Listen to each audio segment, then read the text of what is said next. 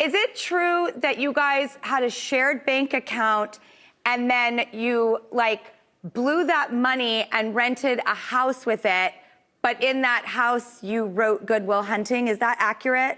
That is a little bit out of order, but it is accurate. Set me straight. What happened was we did share a bank account and always thought it was perfectly normal because we wanted to be actors and we were in Boston. We wanted to go to New York and, take the train up to New York and pay for that to go audition because that's where you could audition. So we would work a little bit. We would do extra work or a line here and there, the occasional Burger King commercial, and then take that money and put it in the account. And we were friends and we wanted each other to succeed and we love each other. And so it seemed clear, let's do this together.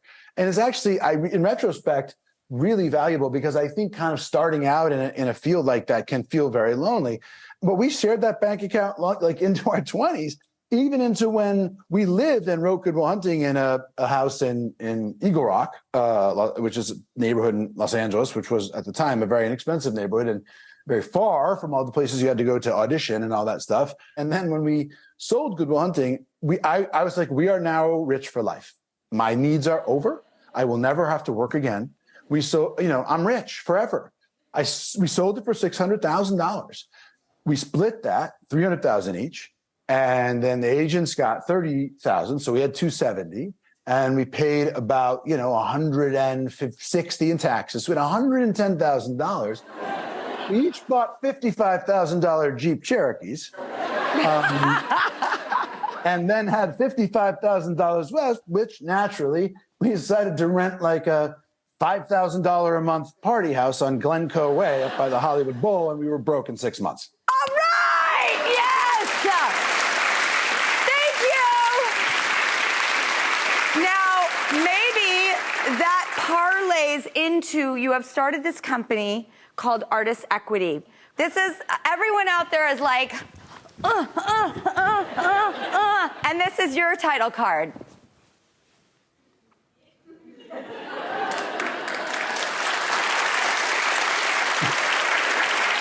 See, the problem is when that's your resting face, it's often misinterpreted because here I am having a great time.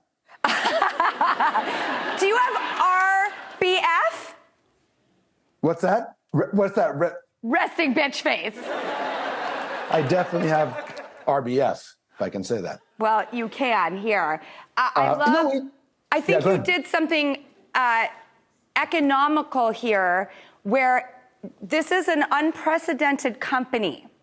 This is where everybody in the production benefits from the film's success. And the model in our industry is not that, nor has it really ever been. And I applaud you so much. Thank you so much. Thank you.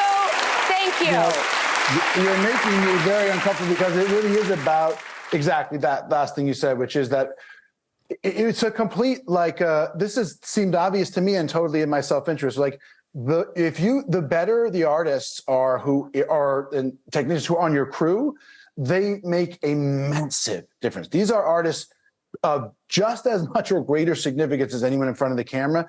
That's not a cliche. I understand that intimately. I know that you're surrounded by filmmakers. This is not sculpting or writing a novel by yourself.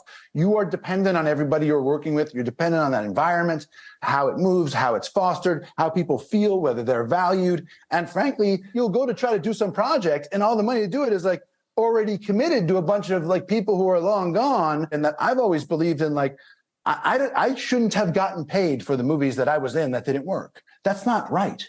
That's not fair. You lose money and it should be, we should all put it on the line. We should work really hard collectively.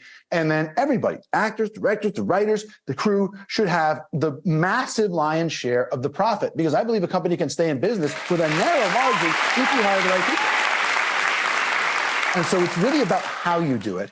And the same goes for, in fact, when I got together with my wife and looked at what's really valuable here, at least in terms of these companies' perspectives, because I believed, for example, that that my wife was creating more value than she was being compensated for, that she was the principal driver of interest in terms of the stuff she was doing, but that when the sort of broke down and the money got allocated, there were a lot of hands in the pot and effectively a lot of ways of her being taxed by people that weren't contributing the same meaning and value that she has spent, 30 years building and creating, and is hers and that she owns. First of all, sorry, female moment, like you fighting for your wife. I'm like, come on, please, just stop it. Well, she doesn't need me to fight for her, but I know, do but we live for that stuff. She just seems like the pillar of health and wellness and beauty and sexiness and like awesomeness.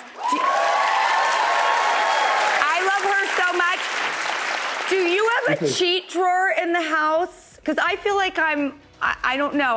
Let me tell you something that's going to upset you. Okay.